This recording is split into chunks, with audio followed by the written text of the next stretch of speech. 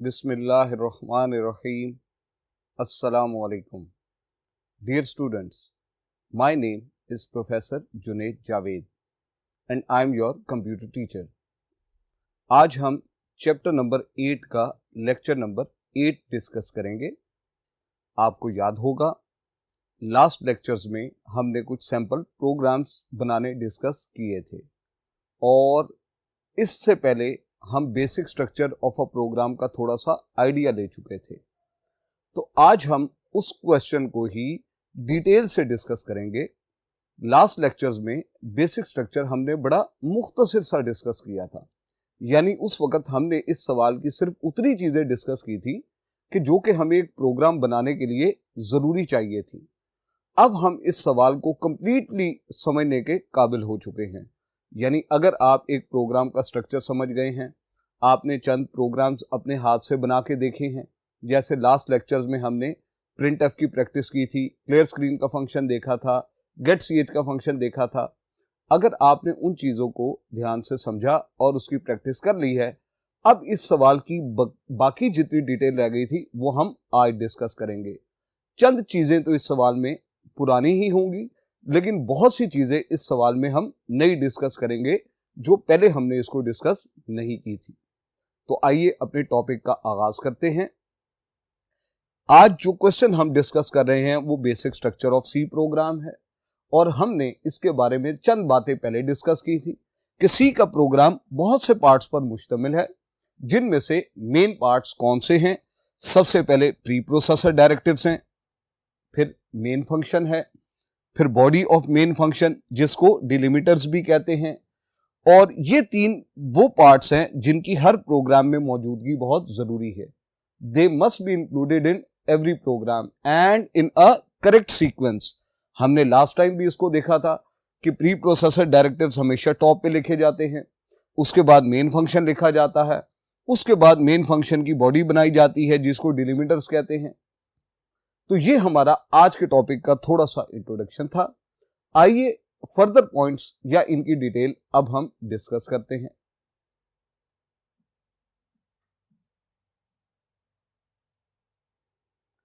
जी students, अब first part की तरफ चलते हैं। सबसे पहले प्री प्रोसेसर डायरेक्टिव्स। वर्ड का इंट्रोडक्शन देख लीजिएगा। प्री प्रोसेसर, प्री का मतलब क्या होता है? पहले, बिफोर। प्रोसेसर का मतलब क्या होता है? To create something, to make something. तो प्री प्रोसेसर का मतलब क्या होगा? Before making something. आप किसी चीज को बनाने से पहले अगर कोई काम कर रहे हैं तो वो प्री प्रोसेसर है। और इसी तरह डायरेक्टिव का मतलब क्या होता है? डायरेक्टिव के लफ्जी मायने हैं इंस्ट्रक्शंस के। तो basically preprocessor directives are those instructions that are given to the compiler before the beginning of actual program. कि आप अपने एक्चुअल प्रोग्राम का आगाज करने से पहले कंपाइलर को जो इंस्ट्रक्शंस प्रोवाइड कर रहे हैं उन इंस्ट्रक्शंस को हम प्री प्रोसेसर डायरेक्टिव्स कहते हैं। और दूसरी बात, इनका एक और नाम होता है, they are also called compiler directives. Compiler directives आपसे एमसीक्यूज में पूछा जा सकता है कि प्री प्रोसेसर डायरेक्टिव का दूसरा नाम, तो आप क्या बताएंगे? They are compiler directives. इसके बाद इनकी निशानी क्या है? कैसे पता लगेगा कौन सी इंस्ट्रक्शंस प्री प्रोसेसर डायरेक्टिव्स हैं? They always start with hash sign. तो जब भी आपसे प्री प्रोसेसर डायरेक्टिव की डेफिनेशन पूछी जाएगी, आप पहले ये बताएंगे कि वो इंस्ट्रक्शंस हैं जो कंपाइलर को बिफोर बिगिनिंग ऑफ प्रोग्राम दी जा रही हैं। इनको कंपाइलर डायरेक्टिव्स भी कहते हैं and they always begin with hash sign. ये तो इसकी वो डेफिनेशन है जो हमने लास्ट लेक्चर्स में भी पढ़ी थी और समझी थी। अब हम इसकी दो टाइप्स की तरफ चलते हैं। वैसे तो इसकी टाइप्स ज्यादा हैं, लेकिन आपके कोर्स या आपकी बुक के हवाले से दो टाइप्स डिस्कस की हैं। एक है हैश इंक्लूड और एक है हैश डिफाइन। ये दो मेन टाइप्स हैं प्री प्रोसेसर डायरेक्टिव्स की। अब लास्ट लेक्चर में याद कीजिएगा, हमने ये वाले प्री प्रोसेसर डायरेक्टिव्स पढ़े थे, हैश इंक्लूड। हैश इंक्लूड कौन सा प्री प्रोसेसर डायरेक्टिव है?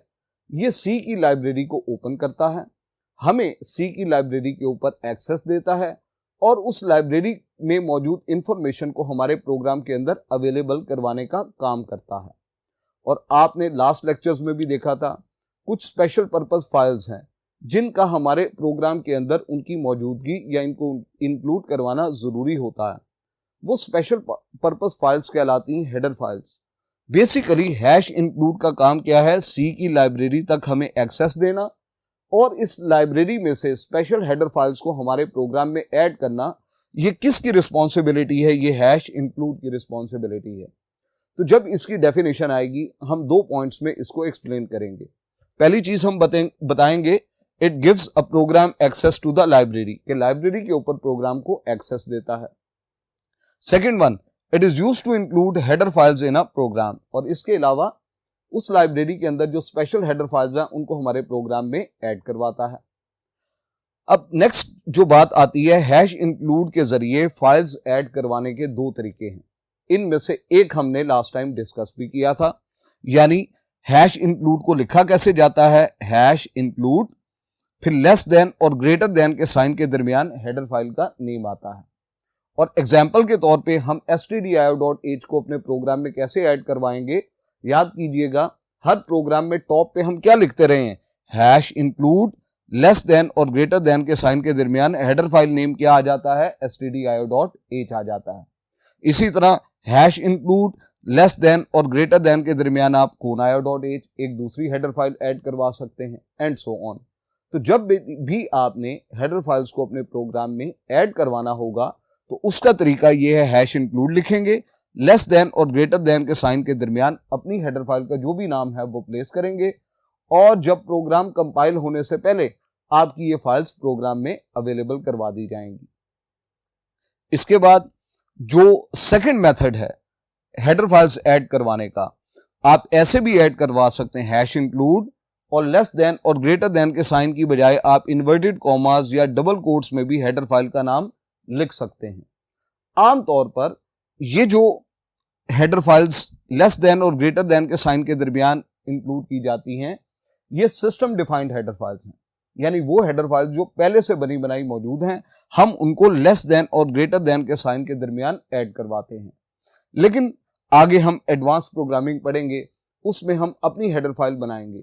जो हेडर फाइल हम क्रिएट करेंगे वो यूजर डिफाइंड हेडर फाइल कहलाएगी, और यूजर डिफाइंड हेडर फाइल को आमतौर पर इन्वर्टेड कॉमास में लिखकर ऐड करवाया जाता है। तो ये 2 कन्वेंशंस है। अगर आपने कोई स्टैंडर्ड हेडर फाइल ऐड करवानी है तो लेस देन और ग्रेटर देन के साइन के दरमियान लिखी जाएगी, और अगर कोई user defined header file add करवानी है तो वो कैसे लिखी जाएगी, इन्वर्टेड कॉमास में। अभी हमने जो फाइल ऐड करवाई है वो stdio.h है, क्योंकि हमने अपनी कोई हेडर फाइल बनाई ही नहीं है अभी, इसलिए हमने stdio.h जो कि पहले से बनी हुई हेडर फाइल है उसी को इस प्रोग्राम में डबल कोट्स के जरिए ऐड करवा लिया है। तो ये एक कन्वेंशन है। इसको कब फॉलो किया जाएगा, जब स्टैंडर्ड हेडर फाइल ऐड करनी है तो वो इस मेथड से ऐड होगी, और जो user defined header file add करवानी है उसके लिए इन्वर्टेड कॉमास वाला प्रोसीजर अपनाया जाएगा। तो ये हमने डिस्कस किया स्टूडेंट्स हैश इंक्लूड का काम, और इसके 2 मेथड्स देखे कि इसके जरिए हेडर फाइल कैसे ऐड करवानी है। अब हम चलते हैं प्री प्रोसेसर डायरेक्टिव की जो सेकंड टाइप है, वो कौन सी है, हैश डिफाइन। असल में ये जो हैश डिफाइन है ये क्या करता है, it is used to define a constant macro. ये एक कांस्टेंट मैक्रो डिफाइन करने का काम करता है। अब नेक्स्ट बात हमारे ज़हन में आती है, ये कांस्टेंट मैक्रो क्या चीज है। कांस्टेंट का मतलब तो कोई ऐसी चीज जो अपनी वैल्यू को चेंज ना करे, और मैक्रो आमतौर पर हम कहते हैं शॉर्टकट्स को। असल में मैक्रो क्या चीज होती है, अगर प्रोग्राम में आपको बार बार कोई वैल्यू रिपीट करने की जरूरत पड़ रही है और वो वैल्यू याद रखने में आपको मुश्किल पेश आ रही है, तो उस वैल्यू को आप एक छोटा सा वर्ड, एक निक नेम के तौर पर डिफाइन कर देते हैं। वो स्मॉल वर्ड जो किसी लार्ज वैल्यू को प्रोग्राम की एग्जीक्यूशन से पहले रिप्लेस कर दे, उस वर्ड को हम कांस्टेंट मैक्रो कहते हैं। तो बेसिकली इसको डिफाइन कैसे करेंगे, macro is a name. Macro क्या है, एक नाम होता है, that is replace by a particular value, जिसको किसी एक वैल्यू से रिप्लेस कर दिया जाता है। कब, before compilation of a program, program compile करने से पहले। और कांस्टेंट इसे क्यों कहते हैं, क्योंकि एक बार जब मैक्रो की आप एक वैल्यू सेट कर देते हैं तो it can not be change during program execution. अब इसकी एग्जांपल क्या होगी, फॉर एग्जांपल पाई की वैल्यू आप फॉर एग्जाम्पल मैं एक सैंपल के तौर पे पाई की वैल्यू ले लेता हूं। वैसे मुझे तो 3.14 ही याद है, लेकिन फॉर एग्जाम्पल पाई की वैल्यू 3.145678 कोई इस तरह की वैल्यू है और मुझे एक प्रोग्राम में इसको बार बार लिखना पड़ रहा। अब मैं फॉर एग्जाम्पल इस वैल्यू को बार बार लिखने की बजाय मैं चाहूं इसकी जगह PIE का वर्ड लिख दूं, और जब मैं PIE का वर्ड लिखूं तो प्रोग्राम में जहां जहां ये PIE का वर्ड आ रहा है पाई, इसकी जगह वो वैल्यू 3.14567 ये रिप्लेस हो जाए, तो मेरा काम भी आसान हो जाएगा, मुझे लंबी चौड़ी वैल्यू याद नहीं रखनी पड़ेगी। तो अब कांस्टेंट मैक्रो डिफाइन कैसे करते हैं, इसका एक सिंटैक्स होता है। सबसे पहले आप हैश, इसके सिंटैक्स में 3 चीजें स्पेसिफाई की जाती हैं। सबसे पहले आप हैश डिफाइन लिखते हैं, पहला पार्ट, फिर मैक्रो का नाम रखते हैं जो आपने रखना है, और उसके आगे स्पेस के बाद एक वैल्यू सेट करते हैं। यानी 3 चीजें आपको बतानी है, और इन 3 चीजों के दरमियान सेपरेशन किस चीज से देनी है, स्पेस से। पहली चीज क्या होगी, हैश डिफाइन, फिर स्पेस, फिर क्या आएगा, मैक्रो का नेम, फिर स्पेस, और उसके बाद वो वैल्यू जो आपने मैक्रो को असाइन करनी है। अब फॉर एग्जांपल पाई की वो लंबी चौड़ी वैल्यू की जगह अगर हम मैक्रो डिफाइन करना चाह रहे हैं PIE, तो इस सिंटैक्स के मुताबिक उसे हम कैसे डिफाइन करेंगे। अब देखते हैं इसे। सबसे पहले क्या आएगा, हैश डिफाइन, उसके बाद मैक्रो नेम, नेम मैंने क्या रखा PIE, और वैल्यू क्या रखी 3.141567। ये एग्जैक्ट वैल्यू नहीं है, मैंने एक सैंपल के तौर पे वैल्यू आपको एग्जांपल के तौर पर बताने के लिए ली है। अब इस प्रोग्राम के अंदर जिस जिस जगह आपने PIE का वर्ड यूज किया होगा, कंपाइलर प्रोग्राम कंपाइल करने से पहले उस PIE के वर्ड को इस वैल्यू से रिप्लेस कर देगा। तो आपको बजाय ये इतनी बड़ी वैल्यू याद रखने के, जहां आपने ये वैल्यू लिखनी है आपको सिर्फ क्या लिखना पड़ेगा, PIE का वर्ड। तो ये PIE का वर्ड एक कांस्टेंट मैक्रो है जो प्रोग्राम की कंपाइलेशन से पहले इस वैल्यू को पाई से रिप्लेस कर दिया जाता है। अब इसी तरह आप ग्रेविटी की वैल्यू जानते हैं 9.8, हर जगह 9.8 की जगह आप सिर्फ G रखना चाहें तो हैश डिफाइन, मैक्रो का नेम क्या रख दिया G, ग्रेविटी की वैल्यू, और वैल्यू इसकी क्या पुट कर दी 9.8। अब पूरे प्रोग्राम में जहां जहां आपने G लिखा होगा वो ऑटोमेटिकली कंपाइलेशन से पहले किससे रिप्लेस हो जाएगा, 9.8 से। तो इस तरह आप किसी भी मुश्किल वैल्यू के लिए एक कांस्टेंट मैक्रो डिफाइन कर सकते हैं। उसका 3 चीजें आपको याद होनी चाहिए, हैश डिफाइन लिखें, मैक्रो का नाम रखें, उसकी वैल्यू पुट अप कर दें, कंपाइलर ऑटोमेटिकली इसको रिप्लेस कर दिया करेगा। तो ये स्टूडेंट्स हमने अभी पहला पार्ट डिस्कस किया जो क्या था, pre processor directives. Next point discuss करने के लिए अब हम फर्दर मूव करते हैं।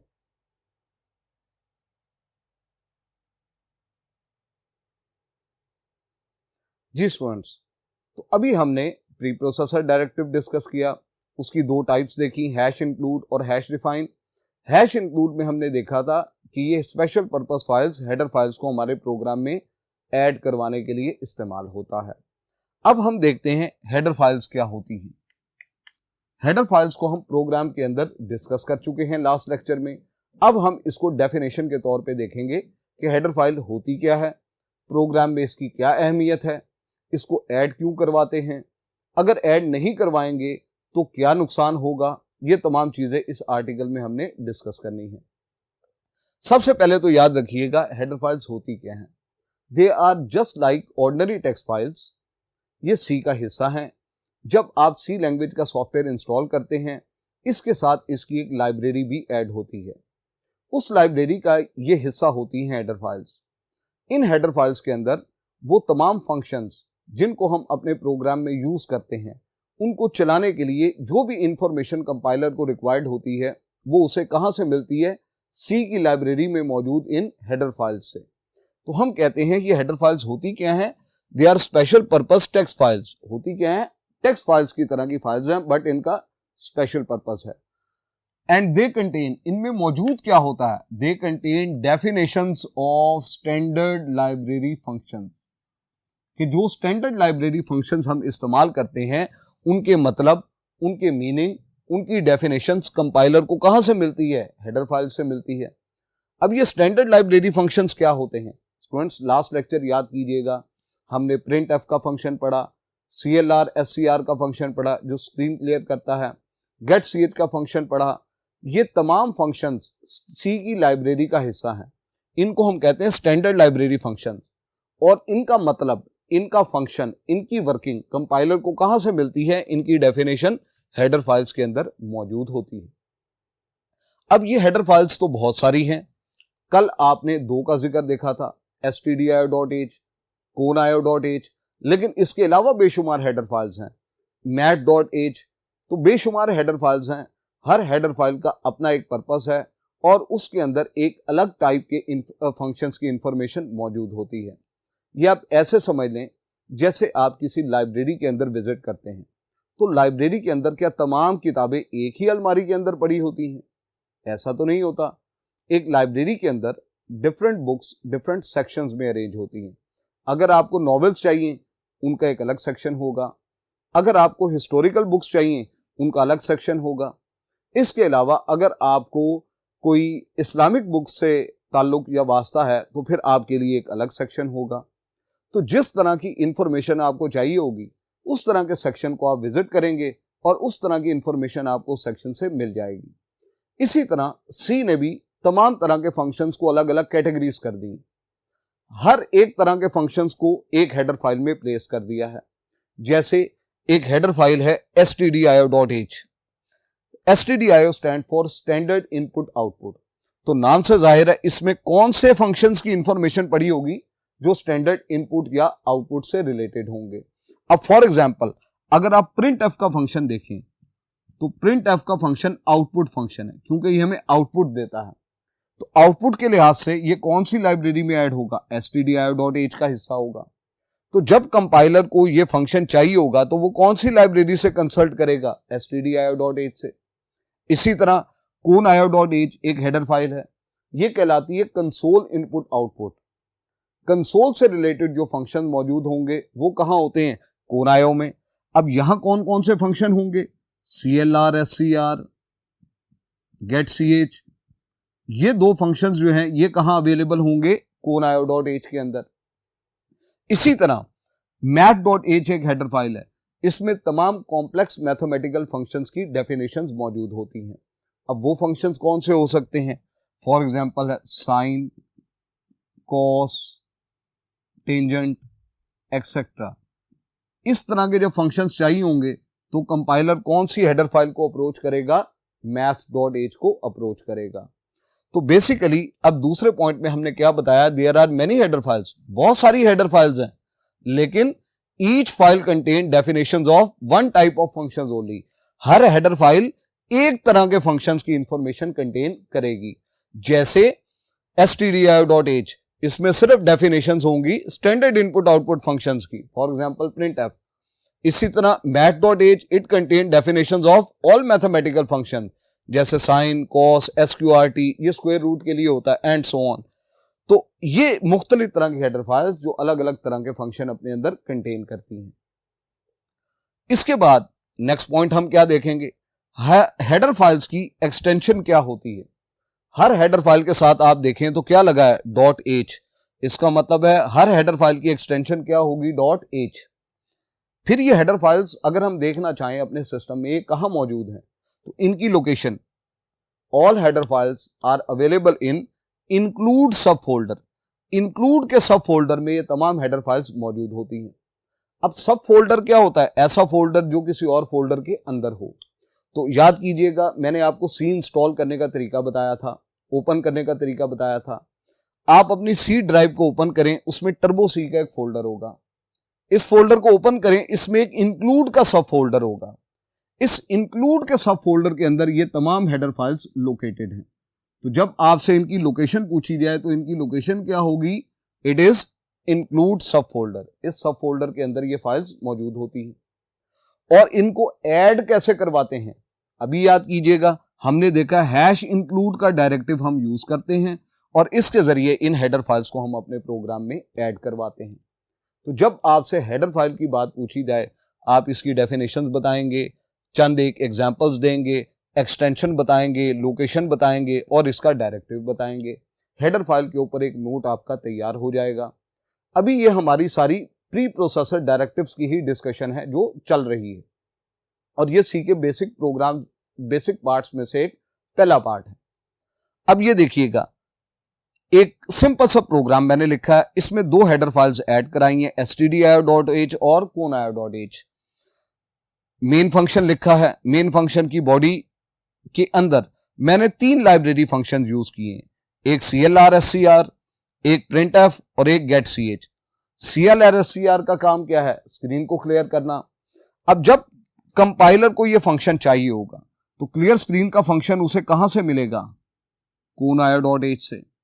इसी तरह getch का फंक्शन कहां से मिलेगा, conio.h से। इसका मतलब है अगर आप क्लियर स्क्रीन और getch का फंक्शन यूज करें और ऊपर ये वाली लाइन #include conio.h ना लिखें तो कंपाइलर को क्या इन दो फंक्शंस की इंफॉर्मेशन या डेफिनेशन मिलेगी? ऑब्वियस सी बात है, नहीं मिलेगी और एरर जनरेट हो जाएगा। इसी तरह आपने printf का फंक्शन यूज किया, अभी हमने देखा है स्टैंडर्ड इनपुट आउटपुट फंक्शन है, ये कहां मौजूद होगा, stdio.h में। इसका मतलब है अगर आप printf का फंक्शन यूज करेंगे तो ऊपर आपको stdio.h ऐड करवानी जरूरी होगी। आप printf यूज करें, ऊपर stdio.h ना लगाएं, प्रोग्राम कंपाइल करें, एरर आ जाएगा। एरर क्या आ जाएगा, वो कहता है कि जी मुझे इस फंक्शन की डेफिनेशन नहीं मिल रही। अब डेफिनेशन कहां पड़ी है, फलां हेडर फाइल में, उसको ऐड करवाएंगे, एरर आपका रिजॉल्व हो जाएगा।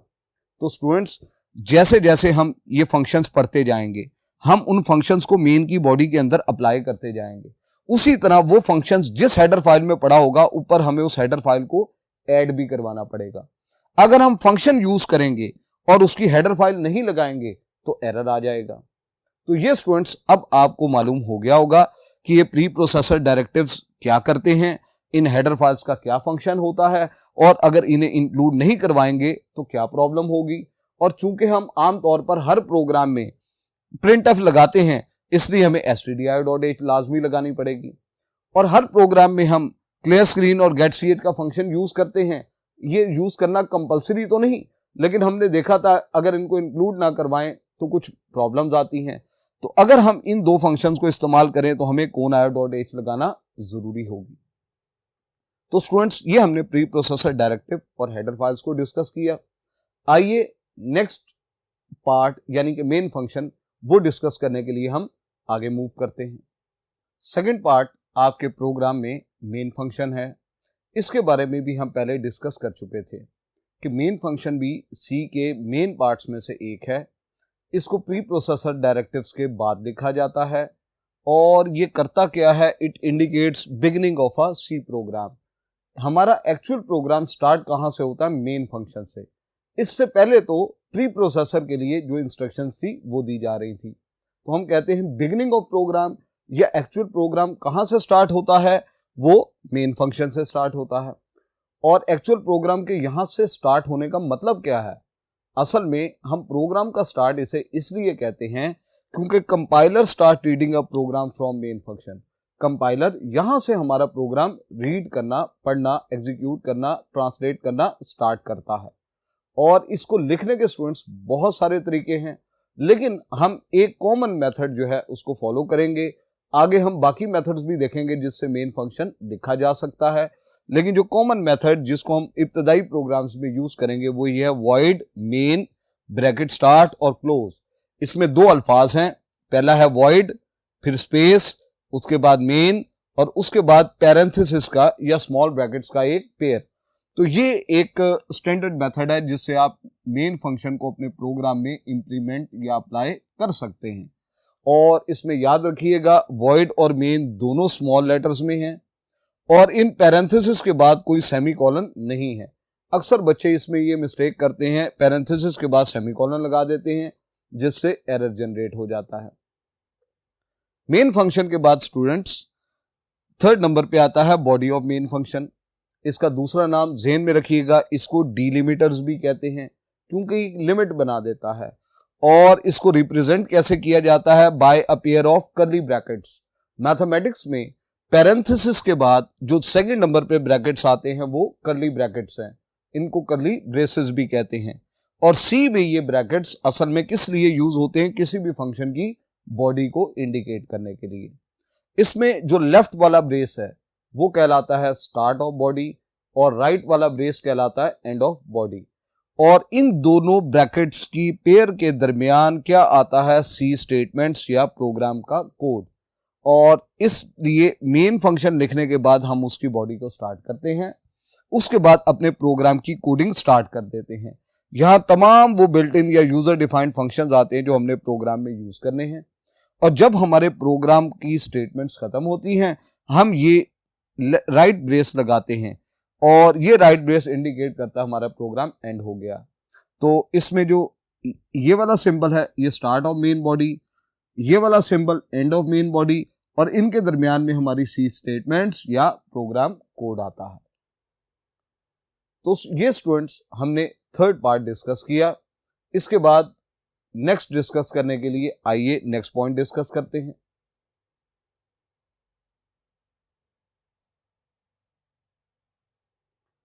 जी स्टूडेंट्स, इसके बाद एक मेन पार्ट आता है, वो है स्टेटमेंट टर्मिनेटर। स्टेटमेंट टर्मिनेटर ये इस साइन सेमीकोलन को कहते हैं। स्टेटमेंट टर्मिनेटर असल में वो सिंबल है जो स्टेटमेंट के इख्तिताम को जाहिर करता है। टर्मिनेटर का वर्ड टर्मिनेट से निकला है और टर्मिनेट का मतलब होता है खत्म करना, ब्लॉक करना, एंड कर देना। तो असल में स्टेटमेंट टर्मिनेटर वो साइन है जो किसी भी स्टेटमेंट के एंड को, उसके इख्तिताम को शो करता है। सी की हर स्टेटमेंट एंड होती है एक सेमीकोलन पे। आप इसे सी की हर स्टेटमेंट का एक फुल स्टॉप भी समझ सकते हैं। तो इसको हर प्रोग्राम स्टेटमेंट को एंड करने के लिए हम यूज करते हैं। And if it is not specified then compiler would generate an error message. जैसे आपको प्रिंटफ लिखना मैंने सिखाया था, प्रिंटफ लिखते हैं और इसका तमाम सिंटेक्स खत्म होने के बाद ये एंड किससे होती है, सेमीकोलन से, और ये सेमीकोलन एक स्टेटमेंट टर्मिनेटर है। अगर आप इसको ओमिट कर जाएंगे, नहीं लगाएंगे, तो फिर प्रिंटफ स्टेटमेंट एग्जीक्यूट नहीं होगी। तो स्टूडेंट्स, ये आज का हमारा लेक्चर इख्तिताम को पहुंचा। इसमें हमने basic structure of a program देखा, उसके तमाम पार्ट्स को डिस्कस किया, और इस क्वेश्चन को एज अ होल अगर आप देखें तो ये एक लॉन्ग क्वेश्चन है जो आपसे ऐसे पूछा जा सकता है, explain the basic structure of a C program. तो आप शुरू करेंगे जिस तरह मैंने आगाज़ किया था, बेसिक पार्ट्स के नाम बताएंगे, फिर प्री प्रोसेसर डायरेक्टिव को डिफाइन करेंगे, उसकी दोनों types hash include, hash define को एक्सप्लेन करेंगे, फिर हेडर फाइल्स उनको डिफाइन करेंगे। उसके बाद आप मेन फंक्शन पे आएंगे, मेन फंक्शन की बॉडी एक्सप्लेन करेंगे, और एंड में स्टेटमेंट टर्मिनेटर पे सवाल का इख्तिताम हो जाएगा। तो ओवरऑल तो ये लॉन्ग क्वेश्चन है, लेकिन अगर आप इसको हेडिंग वाइज देखें तो इसमें 8 से 10 शॉर्ट क्वेश्चंस आपने पढ़े हैं। Pre processor directive, hash include, hash define, header file, main function, body of main function, statement terminator. तो ये 7 शॉर्ट क्वेश्चन तो कम से कम इसमें से बनते हैं। तो अगर आप इसको तैयार कर लेते हैं तो आपके शॉर्ट क्वेश्चंस भी और लॉन्ग क्वेश्चन भी प्रिपेयर हो जाएगा। नेक्स्ट लेक्चर तक के लिए स्टूडेंट्स मुझे इजाज़त दीजिएगा। अपना बहुत ख्याल रखिएगा। अल्लाह हाफिज़।